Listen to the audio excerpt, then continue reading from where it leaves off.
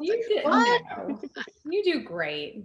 I do my best. That's all I can say is I do my best. Oh, we're live. Oh. Hello, All right, we are streaming. everyone. Get a little preview of the before show. We are live on Facebook. Good evening and welcome to the Friends in Fiction Official Book Club meeting for our discussion of the book club by Mary Alice Monroe. And as Doris says in the book club, leave your troubles at the door. We're going to have so much fun tonight. We are joined by my co-host, which is also known as the jelly to my peanut butter, thanks to Patty Callahan Henry, Brenda. So and we have two of our favorite members of the Fab Five with us, Mary Alice Monroe and Kristy Woodson Harvey. Yay! Hello. Like a surprise pop-in. Thanks for letting me crash. Oh, of course. That's okay. We are excited. Extra fun. It's a bonus. That's right. Just an extra little bit for Christy to share a little bit of tidbits from her upcoming novel, Under the Southern Sky, which we will now shamelessly Remote. Oh, really?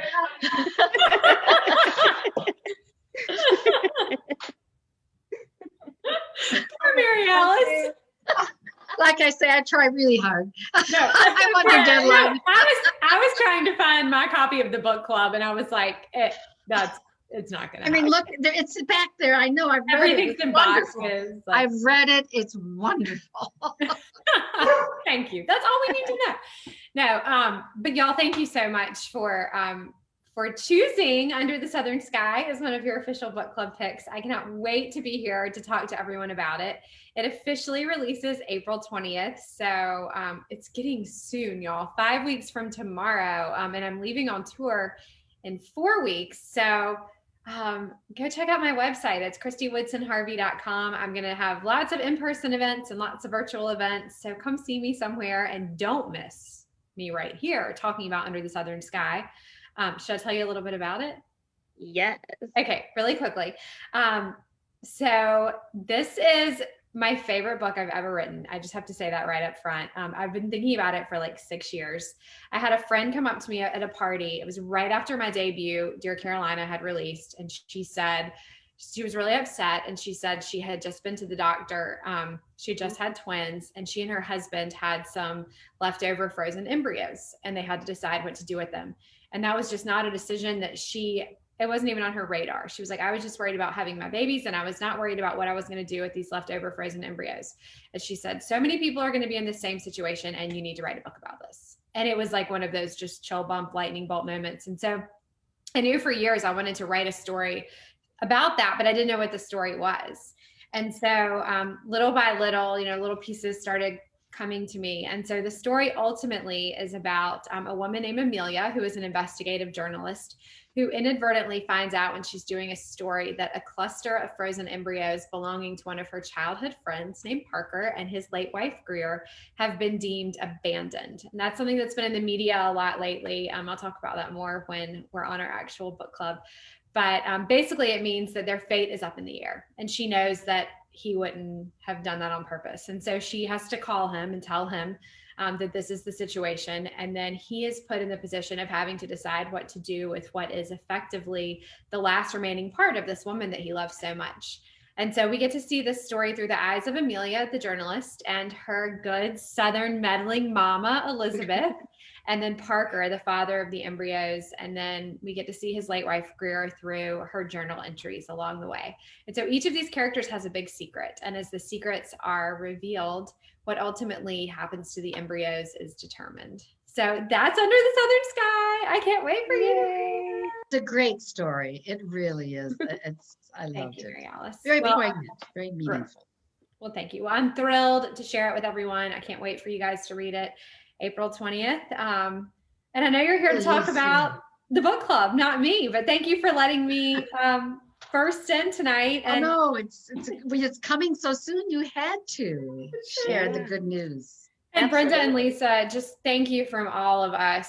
I know Mary Alice seconds this, and I know the rest of the Fab Five who are not here, third, fourth, and fifth it, but we are so grateful for you guys and everything that you do and this incredible community that you have created. And thank you to all of you out there who, join us, but really join Brenda and Lisa, because like they're the main event here. Let's be real. Let's be real. They're the hosts. We're all here for them. So anyway. Well, we are thanks so so much, excited for Christy. your tour also. So Thank you. everybody I get to please see go check Lisa out their in real website. I know. Oh, I how can't cool wait. is that? That's lovely. I can't wait. Okay. Where's Check that, out the Lisa? website. Lisa, where are you getting together? Where in the country? is that? Atlanta. In Atlanta. Yeah. Aha. I think I'm going to Atlanta. Oh my God, now I want to see you too. Well, let me know. We're going to have Atlanta meetups. You heard it here first, Oh, guys. Brenda, where are you? Brenda, I'm in South Carolina. I'm in Camden, near Oh, well, Columbia. that's a for sure. We have to make that happen. Yeah, in fact, That's a Absolutely. charming city. I mean, it's town. I absolutely love thank you. Camden. and One that's of the is that prettiest. Books on Broad? Yes. Yeah. Yes, it is Okay. with Lori, Yeah. the Funderburks. Yeah. Somebody where the emailed me dog the other res- day. And that's what the dog rescue is. Yeah. The dog house. Danny and Ron. Danny and Ron. Yes, it certainly is. How about that? And the know. steeplechase. So Oh, of course. Let's not forget that. All right. Well, I'm gonna let y'all get back to the book Thank club you. about the book club. And I know, how appropriate. y'all Nice have so to much see fun. you, But darling. thank you for sharing your night with me. Thank you for joining Up us, to the Wills. Christy. thank you, Christy. Bye. Thank Bye-bye. y'all. Bye. That was so much fun. That Oh, was so yeah. much fun. I can't wait. I'm about 60 pages in right now on Under the Southern Sky, so I'm very excited. Well, Mary Alice, we welcome you this evening. We're going to give you your official introduction. Here, before we get started with our amazing questions that people generated this week, I'm just so excited about the questions. But Mary Alice is the New York Times bestselling author of 27 books, including the Beach House series, and her latest in that series, The Summer of Lost and Found, will be out nationwide May 10th. More than 7.5 million copies of her books have been published worldwide, and she's earned numerous accolades and awards, including induction into the South Carolina Academy of Authors Hall of Fame, the Southwest Florida Author of Distinction Award, South Carolina Award for Literary Excellence, RT Lifetime Achievement Award, the International Book Award for Green Fiction, which is just awesome, and the prestigious Southern Book Prize for Fiction. As I said before, the Summer of Lost and Found will be released nationwide May 10th, but she's also published 2 children's books, which complement the environmental themes in her novels. And her first middle grade book, The Islanders, will be released June 15th of this year. Welcome, Mary Alice. Thank you. I have to say, I listened to all that and I think, wow, it's been a long career. It really has, and a blessed one at that. I think I'm very excited about the Islanders coming out. That is my, middle grade is such an unusual age group. It's 8 to 12, and they believe they can conquer the world. So it was really a lot of fun, and it's being so well received. I didn't know what to expect, and I'm very excited. Oh, well, we're excited to see it too. I know a couple of people who are going to be on that list to receive that one that I know. Well, again, thank you, Mary Alice, for coming. I just wanted to let you know, I read the book club, many years ago, and I loved it then, but I read it again, and it's amazing how relatable your characters are. The 5 friends who are in this book club are all just amazing women in their own right. Annie, Gabriella, Midge, Doris, and they all have flaws just like all of us. And so I guess that's what made it so relatable to me, is you read it once and you take away certain things from the characters, but then you read it again and you take away a whole different level of things from it. So I just loved it and wanted to let you know. I'm muting myself because my dog's barking in the background. That means a lot because that book was a very complicated book to write. And I'll go into how later when I'll answer questions first, but the process was so interesting for me. Hey, you. I have the same problem, Mary Alice. That one Anyone time, has dogs, they know. that You one grab time your they treats. talked. Yeah, they talked to each other one night when you were on. I love it. The more the merrier. You know, I love animals, so like they know it's like music to my ears. I'm just glad the canaries are quiet, to be honest with you. Oh, that's fabulous. The process for writing the book club was different than any other one that I had done. It was written, gosh, when would it? I have 3 covers. I have this cover. This is the most recent cover. And this one says 1999. Yes, that's right. And this is the first cover. And I have a couple covers too. Do you have a little mass market too? I have this one. Yeah. And then I've got this one. Okay, then this was the original. Whoops. Wow. That was the original. Okay. And it has, I was lucky. I liked all the covers. I think this is my favorite though. I just think it's so welcoming, and everyone loves the little free book libraries. So it's cute. I also am curious if in your book club, when I wrote the book, it was pretty clear that everyone wanted a paperback for the book club choice. Is that what happens with you or a lot of book clubs that you're in, that they want paperbacks? I've had both. I've had both too. It really depends on the book, but as long as it's not the small paperback. Oh, the mass markets, you can't read. I'm too old. I can't see those letters anymore. I can't see the magnifying glass. I can't see them either. Well, it was written though when Oprah had just kind of started book clubs.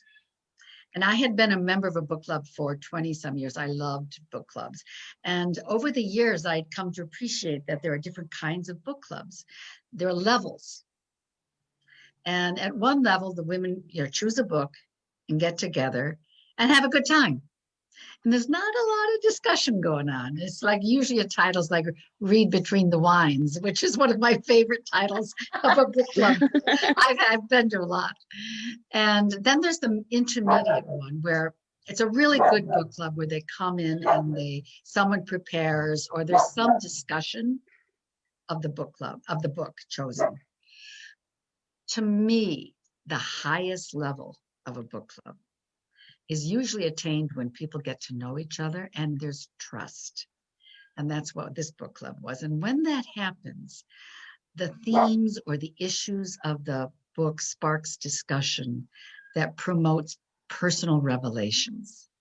And I think you can only do that with people you truly trust. But when you do, it's women at their best, healing, supporting each other. And I remember one review said, it was a woman who was like, oh my goodness, they're always fighting.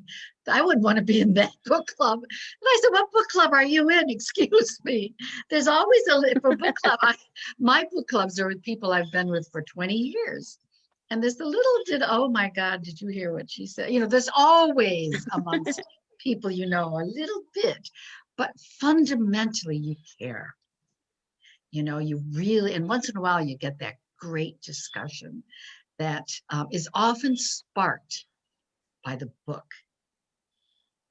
And I know that when I read a book for a book club, I have thoughts about what that book means to me during the week. So I thought it would for my characters too. Well, you just don't read a book, and if it's a good book, you read about it, especially if the characters say things that hit home. Mm-hmm. And you want to share that, and you want to chat about it. That's something, so when you do chat, that's a great discussion. And even the best book clubs sometimes have an event where the book was and you just have a good time talking about your brother, your fight with your husband, something. But it's what happens at book club stays at book club, right? in book club. But the best thing about book clubs. It's the gathering of women to talk about books as a platform to move on to bigger discussions. And I celebrate book clubs. And I'm so glad that you included at the end, at least in this version, at the end, you recognize several book clubs in the back. Oh, yes. Yeah.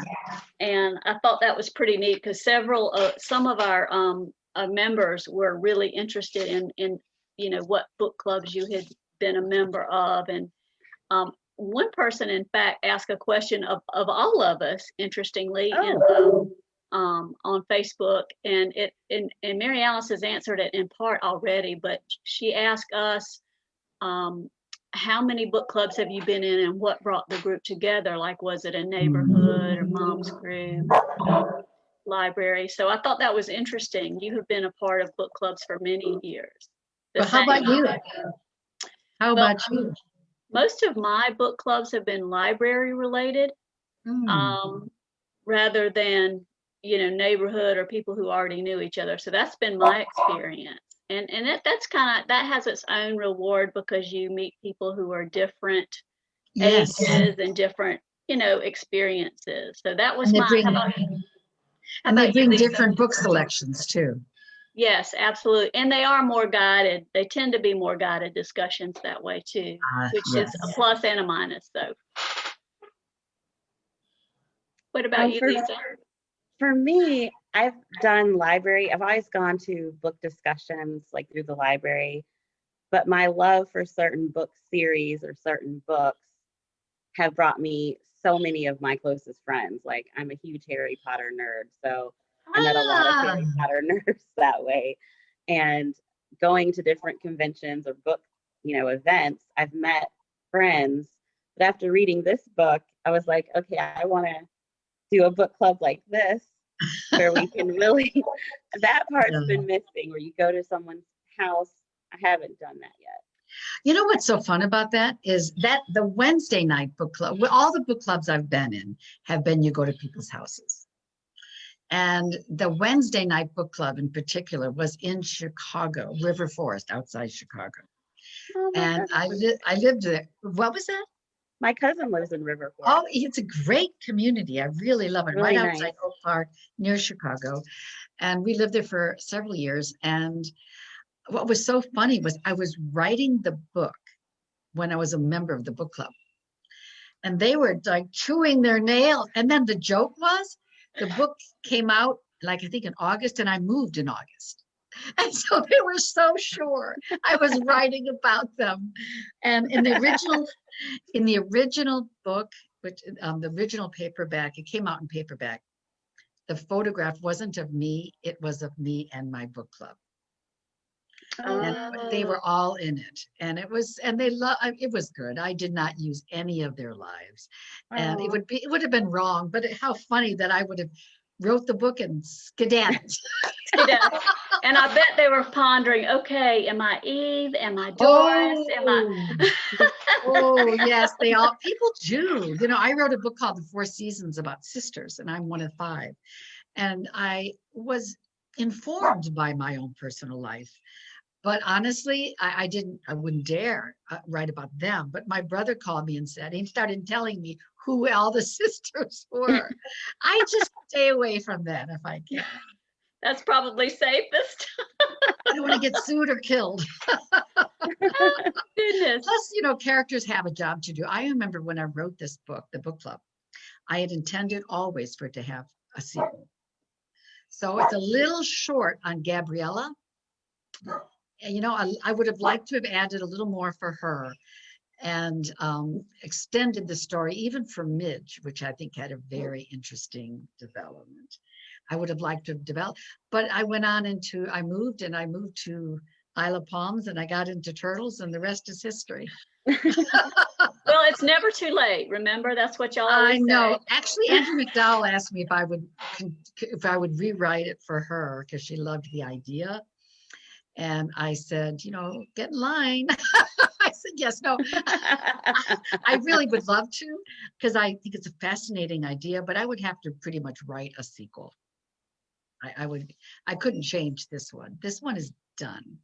And the interesting fact that I had to learn when I did the chapter headings, I wanted each chapter was designed around a book. So the theme of the book, like Anna Karenina, the theme of Anna was in the chapter. So because I wanted the characters to think about the action, but I could only use classics because of copyrights. So and also because you wanted people to know the book that I chose.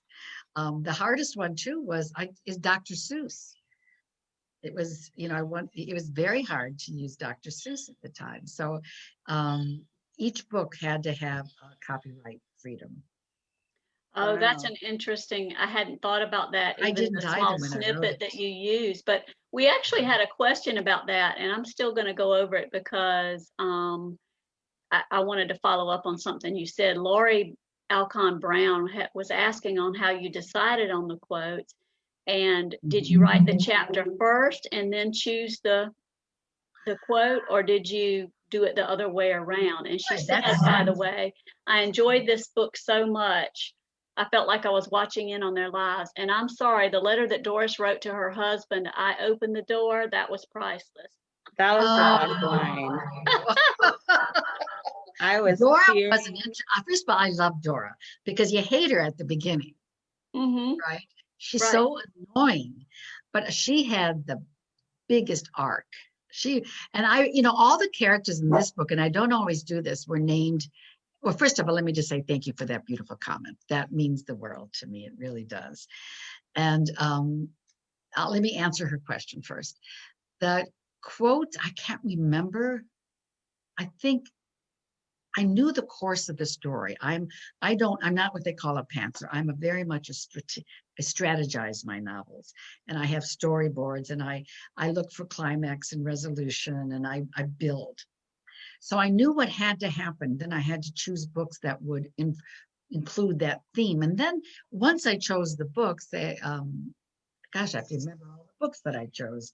It's been a while since I wrote this book, but like Jack London's Call of the Wild, it was a note. I knew these were some of my favorite books, so I knew them really well, and I pulled out the sentiment and with the quote to go with what I had to say. But once that was done, I changed the chapter too.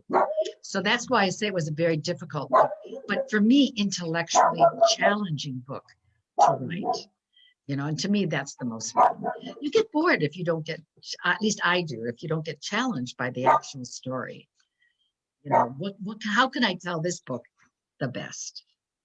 That's, to me, that's the fun of being an author. I think I would, even though I write a lot about marine life, each book I write, I'm looking at a different animal, or even in the mountains, and how can I express these themes best? What characters, what setting, and it's the fun for me of creating that story world. But the book club was, unlike the books that I'm writing now, the process was so different. I was living outside the South at the time, and I lived in a community, River Forest. And so this community, Oak Park River Forest, is actually where this took place. And it was all about the people. There are no animals themes going on here other than the human animal. And I continue that in all the books I write today. It's just that there's more depth, I think, with another layer of the environment. But for this one, it was strictly it was a strong women's story. I've written about mother-daughters, but this was friends. And friends who would go to the mat for each other, but friends who also, get angry at one another. It happens. It does. Absolutely. And friends with issues. The other thing I loved about this book, all the women were around 40. And to my mind, like Gail Sheehy wrote about in Passages, 40 is the time of our second adolescence. It's the time when you're not just someone's child or a wife. You're not trying to please someone all the time. You kind of know who you are now. and you don't have to ask so much permission, and you want to see what can I do with the second half of my life, and I am me. And all these women were approaching that second adolescence and stretching out their marriages, their wishes. Look at Midge, look at Annie, the health. They're all in transition. So I think actually a sequel would be fun to write, now that I think of, You heard it here Yes. first, folks. Yes, Andy is absolutely. coming. We share all kinds of secrets. Yeah. Based on that, though, I wanted to ask another. This is kind of an interesting question, I think, and this is actually from Lisa, but I'm going to ask it. You know, you talked about them being about 40, so they would be about 60 now. What books do you think these characters would be reading in 2021? In their book club. Yeah. Oh, Not yeah. classics. Not classics. They would have done that. You know, they've done that a lot. I think, and everyone should go back and review the classics. I mean, they're so great. And all the references to the classics enhanced contemporary reading. I think they'd be reading popular. I think they'd be a member of the book club, of your book club. I think they would be definitely a member of Friends in Fiction, because they love books. This is a group of women who love books. So they probably would be listening. Actually, true story, my Wednesday night book club are members. And cool. when they read one of our authors, they love to see the interview we do. And then it's part of their book club now, is to watch the interview with the book and then carry on the discussion. So I'm pretty sure my group would be reading contemporary novels. Contemporary meaning historicals and contemporary, but books that are being published fairly recently. Awesome. Thank you so cool. much. I would like to think they would be part of the book club too. So that's pretty cool. So that's pretty cool. Absolutely. Lisa, I think you had a question you wanted to ask. I do. I have a question. What character do you identify with the most, or can you relate to the most? 100%. And also to our readers in the chat, you can share also who you relate to and why. I'm looking here for chat. I don't see their comments though. Is that something I should be seeing? Oh no. Oh, okay. It's on the face. We don't have StreamYard. All right. Definitely Eve. Definitely Eve. Let's say her name. All in this book, every character's name was chosen for a reason. So Eve, because she was at the birthplace, she was the founder of the club. Okay. And then we had Doris, and Doris Lessing is a great author, and she always wrote about complex feminine issues. And she was a groundbreaker in her time, but always a little depressing. A little challenging, and that's our Doris. And then Annie was, oh my God, I don't remember who Annie was. I'm sure I'll come back. Annie was chosen from another author, and I have to remember who it was. And Gabriella was probably from I'm gonna mispronounce it. Gabrielle Marquez. Love in the Time of Cholera. I'm blanking on his name. Out there, you all know what it is. I'm waiting. Yeah, Love in the Time of Cholera. And Gabrielle, it's a man actually. Oh, yeah. Marquez. Gabrielle. Marquez something. Jim is reading it right now. I'm throwing up. Hey, it's daylight savings, guys. We lost an hour. If I run into the other room, I could grab it. Forgive us. You know who I really loved in that story was the surprise love story with the librarian, Paul. Yes. That's the Newberry Library in Chicago is the most fabulous research library, the most gorgeous building off Rush Street. And you have to have permission to go into it, but the stacks are so special. So, I mean, I spent hours in there just reading and doing research, and I always thought what a how cool it would be to work in that kind of a library. Absolutely. Libraries, and I'm not just saying this, Lisa, because you love libraries too, but I really have had the best experiences in libraries. And sometimes I just go, and that's why I like book clubs too, but they bring you to books that you don't even know you need. Mm-hmm. Read it, and it's, oh my God, I really needed this book now. And I think some of that is just serendipity, you know. So I love that you said that you identified with Eve, because when I was reading the book, every time I read Eve, I heard your voice for that character. Interesting. I really did. And I really did. I heard your voice for that character. But in some of your other books I've read, I'll hear your voice. yeah. But when I was reading the other characters, I didn't. And that was something different, because normally I have like my own Mary Alice Monroe audiobook in my head. But this one, it was only Eve. So that is just, it just made validation. I feel like I was reading it. Well, all my friends said, did you know you killed your husband in your book? He's a doctor who was always racing out the door. And I said, well, that part was true, but I loved him. I killed my husband in the book.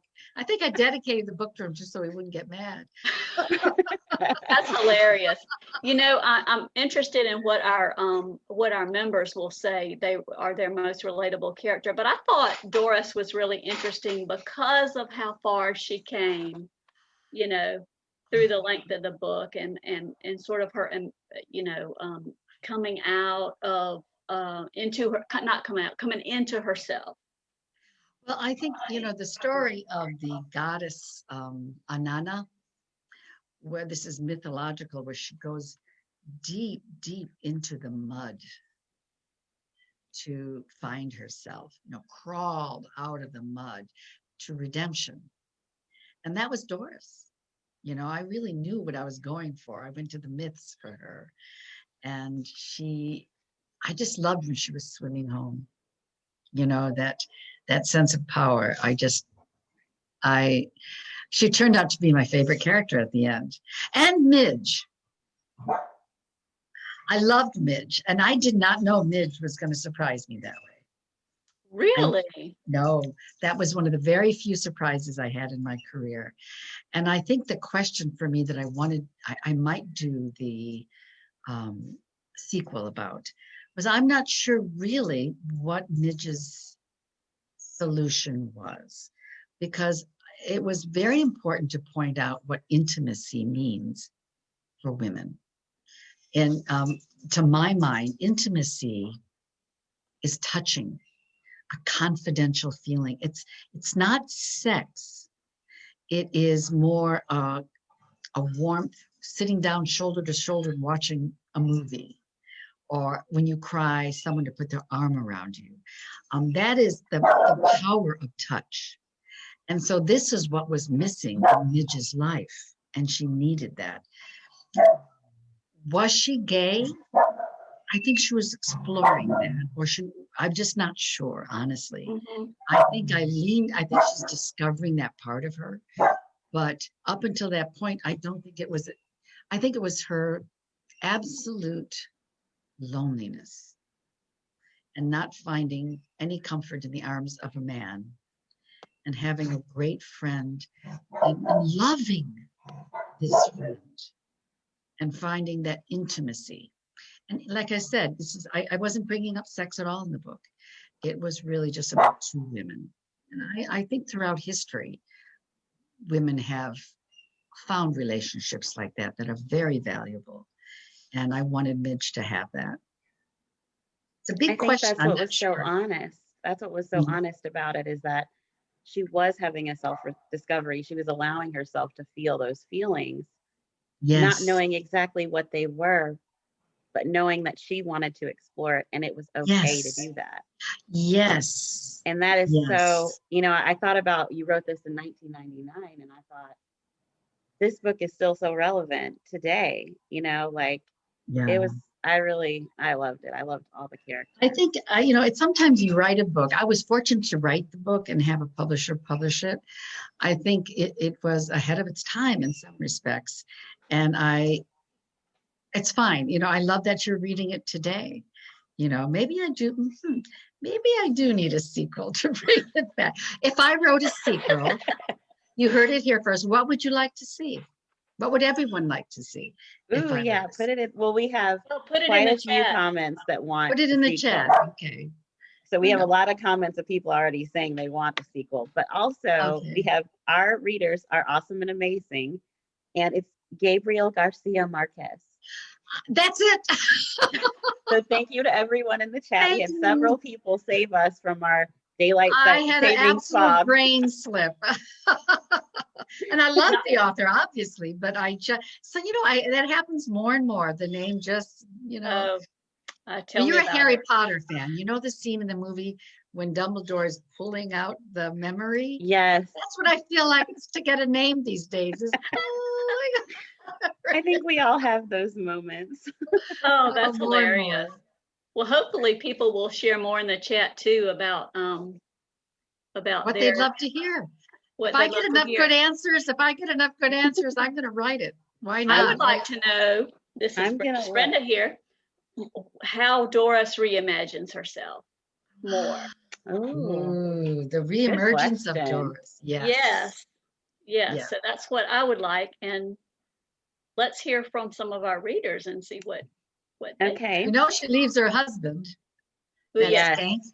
That skank. Oh, it is after 7:30, guys. It's after 7:30. Oh, that's right. Spoiler. Spoiler alert. Spoiler alert.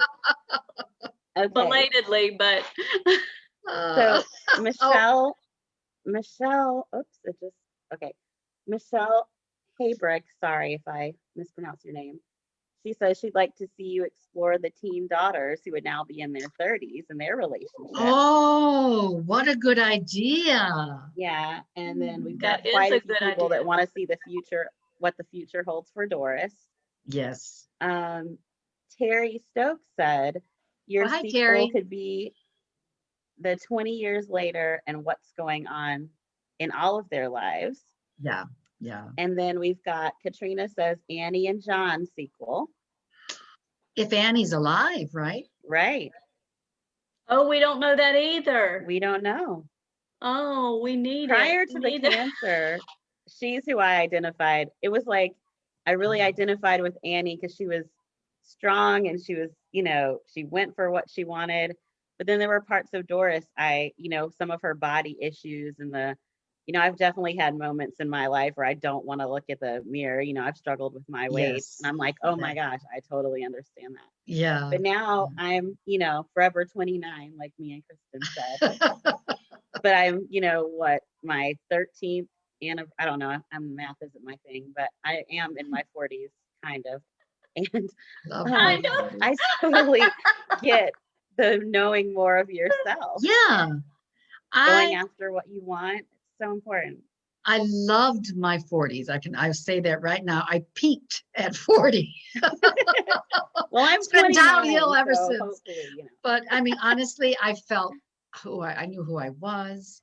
I was enjoying my life. I wasn't afraid to speak my mind. Not afraid is maybe the strong word, but I was just I was emerging. And my first book was published when I was 40. So late 30s. Yeah. So I was just kind of coming into my own. And wow, that's really interesting. I didn't realize that. That's a perfect time for that. One thing I want to mention for those who are watching, if you have live questions for Mary Alice, please put them in the chat because we'll be pulling a few of them before we leave tonight. And I do have one more comment that I want to share about the sequel because this was great. Barb Caskey says yes to the sequel. And she said Annie could adopt and definitely more of a development of Midge. Yeah. You want to know where Midge is? We're on the same track there. Absolutely. We have a couple of comments about adoption. For Annie, like does she adopt? And And then one says, Cindy says, maybe touch on issues that still remain today, racism or fake news or even politics. I don't know if you want to touch politics, but probably not politics, but those other two sound really interesting. Yeah. I think it'd be really important. These women would have been very upfront and center about that. I think. You know, I have to there's say a lot one of other comments. So you can go back and check the comments about the sequel. So many people would love. I love it. What a surprise. Thanks, guys. I love it.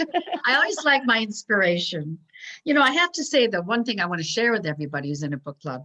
One of the things that they did in the book club is one thing that we did in mine, in the Wednesday night club, was we looked at feminist literature and we followed it, but really fun, good stuff. And we went from Madame Bovary, Anna Karenina, and there are a couple of turn of the century short stories, The Yellow Wallpaper, A Jury of Her Peers. Y'all got to do those two. Jury of Her Peers, and The Yellow Wallpaper. Oh my God, so great. Up to The Awakening. And what's really interesting is to see the development of what happens to women, not just the women writers, women characters in novels over the course of history. And if you look at Madame Bovary and Anna Karenina, written by men, great authors, Flaubert and Tolstoy. But what happens when the women cheat? What happens when the women go awry? They get killed. They get killed. At the turn of the century, you get women who were put away or locked in their little world without a voice, and they eventually go mad. And then to The Awakening, which is one of the greatest novels, it's such a strong women's story, but she has an affair, and what does she do? At least it's written by a woman who, at the end, the woman makes her own decision.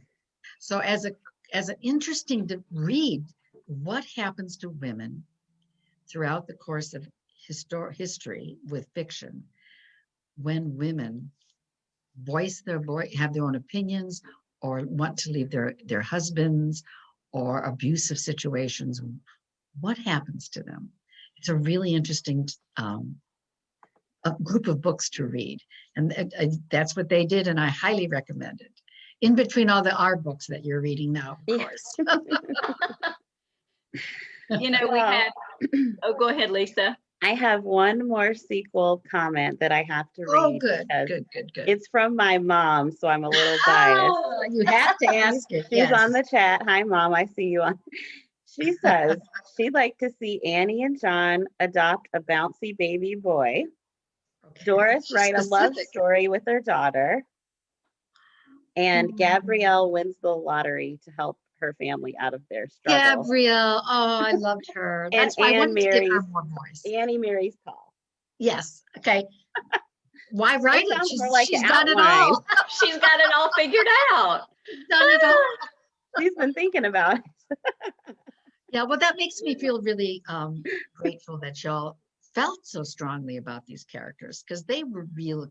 I think there are some characters that live with you for the rest of your life. I think these characters, and certainly the ones in the beach house, those people are ongoing. And it's as a writer, you're so blessed if you have characters that stay with you, especially when you've written as many books as I have. And these certainly are just wonderful characters. One of our advanced comments was from Minna Riley. And she says, your characters are always so easy to relate to. And these women were so different. I found something in each one of them to be inspiring. So I just thought that was very cool. Thank you. Thank you. And my book club thanks you too, because they aren't any of the women. A number of people did wonder if they were patterned after, people, regular people in your book club. Several people asked that question. Yeah. No. We've got a good question from Penny Moyer that says, what happened to the redhead mistress? I have a theory about women who do things like that they have bad karma for the rest of their lives. So I don't, it's just adios. Just a little note if the sequel comes about. Oh, yes. Yes. She would not be allowed in the book club. Let's put it that way. That's right. Oh. Well, Lisa, I've got a quick question from Katrina Owen. If we have time now, Mary Alice, who would play each character if your book was made into a movie? Oh my gosh. We've got a couple of those questions in the I need chat. your In the live chat? suggestions. Okay. I think what I would do is if it was in the sequel, I would have ideas. You know, obviously Andy McDowell would have to be Eve. Well, see, we can settle all this right now with the sequel. Yeah. And who's going to portray? Annie would be, because you know who it was? What was the old movie about the girl who she's in As Good as It Gets? You know, she was glasses. Diane Keaton. Diane Keaton. That would be Annie. If she was today. Yes. And Gabriella would be Selma Hayek. I don't know, she's too young, but boy, do I love her. And who's left? Midge. Ooh. I think. And Doris. Oh, Dora. Ooh. Meryl Streep today. And because she'd be very cool and complicated right now. And I think, oh my gosh, Midge would be Tilda Swinton. Oh my gosh, Wow. she would be an amazing Midge. Yeah. You're great in casting. That's She awesome. is. So Oh my Marlene goodness. Waters says, we all have a love for Matthew McConaughey in this. I know, and if anyone knows him, we want him on the book club. We want to do green lights. Marlene Waters says Matthew McConaughey for John or Paul. Or anybody. He can be anybody he wants. Or the guy next door, whatever. Well, I'll find a spot for him. Yes. And if anyone has just a few degrees separation from Matthew McConaughey, I swear I'm going to get call him up on Friends the in book club. Fiction. Yeah, we need to get him, Meg, with green lights. If Adriana Trigiani can get him, so can we. Yes. Start a petition, guys. Let's do it. Yeah, we all have. Everyone write to him. You must come to Friends in Fiction. We're going to get him. And he'll be like, what is this barrage of emails about Friends in Fiction? And then he'll tune in and be, okay. We're going to get. I gotta get there. You. We're going to get him. All right, we're waiting for somebody to come through in the book club. Oh goodness, that is so The other one is funny. Neil Gaiman. I'm dying to get Neil Gaiman for a book club discussion. I'm okay. He Here's is the thing so about talented. Neil Gaiman. Not only is he such a fabulous writer, but he has a voice that sounds like Alan Rickman. That's just not fair. I know. I didn't know his voice, and then I heard him on an interview. I watched American Gods, and then I went back to start to read it. And, Well, he has, for anyone who listens to audiobooks, and you know I love audiobooks. Interestingly, I did not read this audiobook. It was it was Backlist, and my first one was The Beach House, and I didn't have the time to go back. And I'm even annoyed that the last two I haven't read, but it's hard work, trust me, to do an audiobook. But when he reads his own books, like he read The Ocean at the End of the Lane, beautiful book. And he writes it's a little fantasy, and American Gods, and he doesn't read all of them, but when he does, I promise you, if you want an audiobook, look for Neil Gaiman and let him do the reading. It's magic. He's amazing. Put that on my list. Oh my For God. audio. Ocean at the End of the Lane. So powerful. I'll have to put that in my audio. You know what he wrote too? He wrote that book that was made, Stardust. It was made into that movie that with Claire Danes. And that was his novel, and he reads that one too. So it's that little bit of fanciful. Yeah. I would love to listen to that. Mm-hmm. So would I. That's going to have to be next. Well, maybe not next on our list, Lisa. We've got But I quite do a love few books. audiobooks. Oh, I love that's them. that's great. And I can't believe it. We're almost at an hour already. I Oh my can hardly goodness. believe it. It has just This was flown by. fun. This was fun. But we I'm, wanted to I'm, make, go ahead, Mary I Alice. was going to say, I'm just grateful to all the suggestions for the sequel. I'm going to pay serious attention to it. There's so many in here too. They're so good. Thank you. Yes, So. we will definitely It take a look happened at those. here. That's I'm right. going to dedicate it to this book club. That We would will be be so awesome. excited.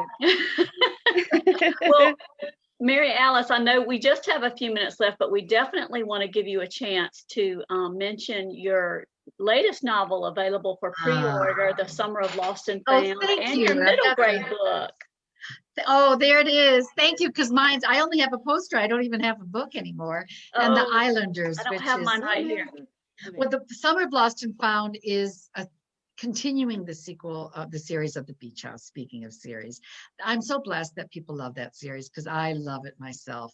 And I call it The Beach House, the next generation, because it really focuses on and there's a love triangle, a little bit more of it's like the book club where there's a little bit more focus on the lives of the people than a species, because it was COVID. We were not able to go out much. The turtle team, even that, they only paired up one person at a time. And it was what goes on in your own backyard. They were looking at the birds and the bullfrogs in this pond. And it was more something we all have in our backyards. And I think that's one of the things I wanted to impress people with, is that we stayed home and we learned a lot about our homes, a lot of us did baking, and a lot of us, went out in our yards, I had a victory garden. A lot of us started gardening. So a lot of what's in our own backyard is a major part. There's a love story. What it really is, though, is a story of how families came together during this unusual year. It was actually only 5 months.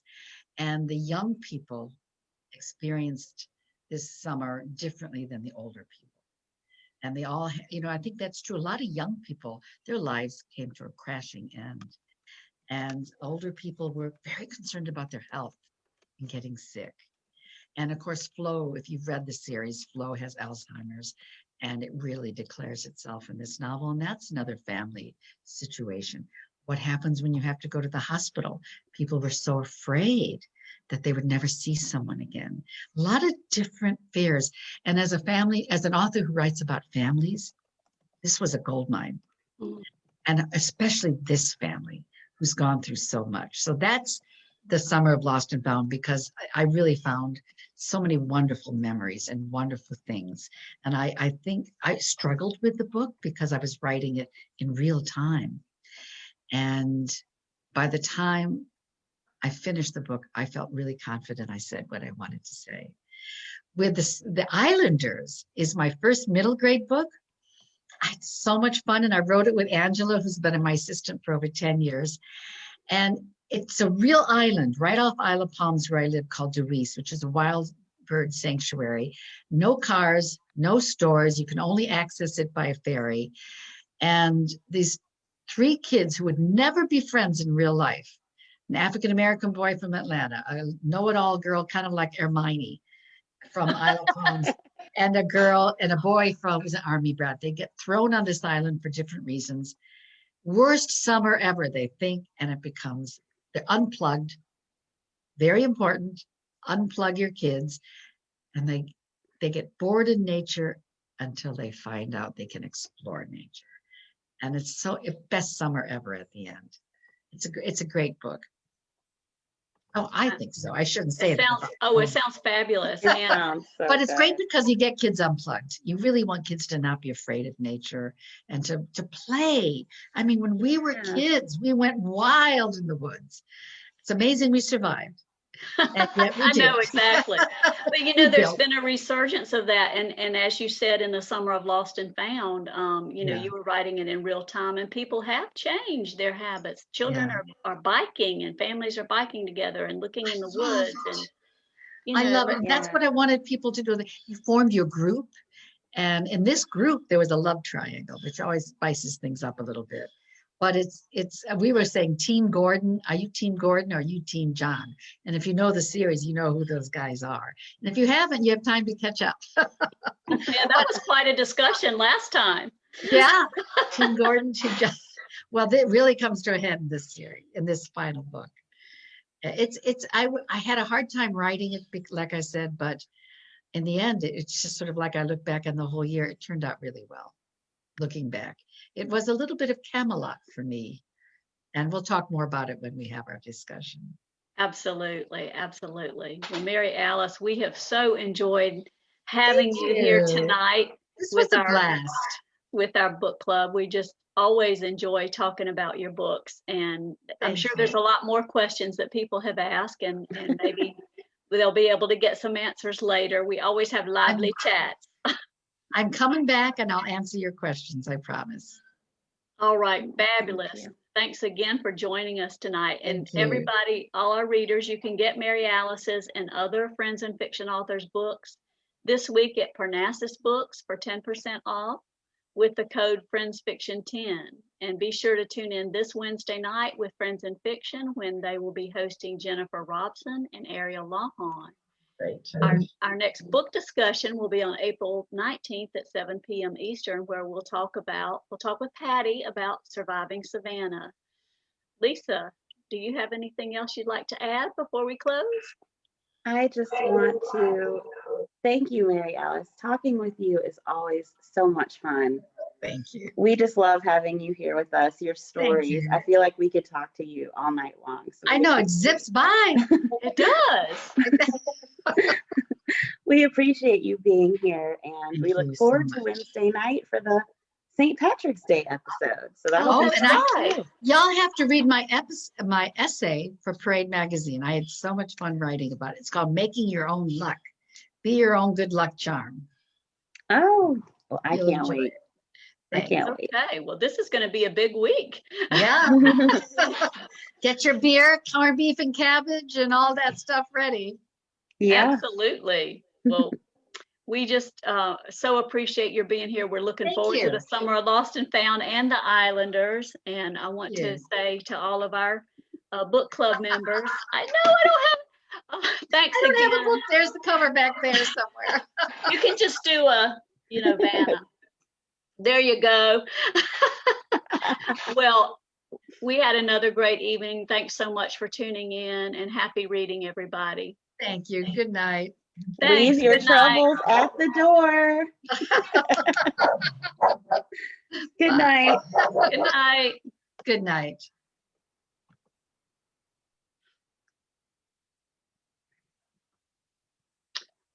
Well, Lisa, that was fabulous. I just love talking with. Welcome to the after show, everyone. Oh, yes. Sort of impromptu after show. I love talking with Mary. I feel like we could just talk to her all night long. I know. And I love that she weaves so many other book references and such into her discussions because obviously she's thought so much about those things, and it was really cool to read the book club again after all of that time. The characters really stay with you. Yeah, I found that with her characters. A lot of them, they stick with you. This was my first time reading the book club, so I really enjoyed it. I really did. And the interesting thing is, she said the Summer of Lost and Found was the next generation, but maybe there'll be a next generation. I know. I'm excited. It would be so cool if we did it, or she did it. I said we. We have anything. Like we have anything to do with it. Oh goodness. Yeah, I'd love a sequel. And a lot of the readers in the chat, they want a sequel too. There were so many really cool comments about things that they wanted to see for the characters in the future. So we're all here for it. I think that'd be pretty cool. Yeah, I can't wait to go back. The comments pass by so quickly sometimes I can't see them, but when I go back and read them, there's always a lot more that that we want to talk about. So we're really excited to have everyone who tunes in and offers their comments. And I feel like our book club is this book club. We've gotten to know people in the same way that just virtually that this close-knit group did. So it means a lot to know you have that community out there. Definitely. This book club has been the best, and meeting so many of the readers and becoming friends with you guys has been such a blessing. And I just can't wait until we can all meet in person or go to someone's house and have cheese and wine. Or the Friends in Fiction convention, if that comes to pass. We keep lobbying. Yeah. Oh, that's so funny. funny. Well, I want to say thanks again, everybody, for watching. I think we're going to have to wrap up pretty soon, but appreciate it and everybody's comments, and looking forward to having discussion next month. Yay. Good night, everyone. Night, everybody. Take care.